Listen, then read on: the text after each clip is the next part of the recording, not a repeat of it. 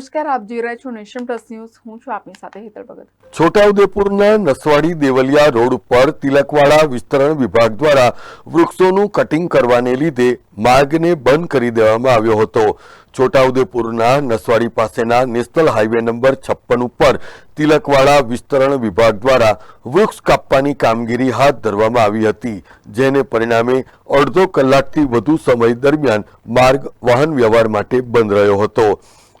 કોઈ પણ પ્રકારની જાણકારી વગર આ વૃક્ષોના કાપવાની પ્રક્રિયા હાથ ધરાતા વાહન ચાલકોને પણ ભારે હાલાકીનો સામનો કરવો પડ્યો હતો.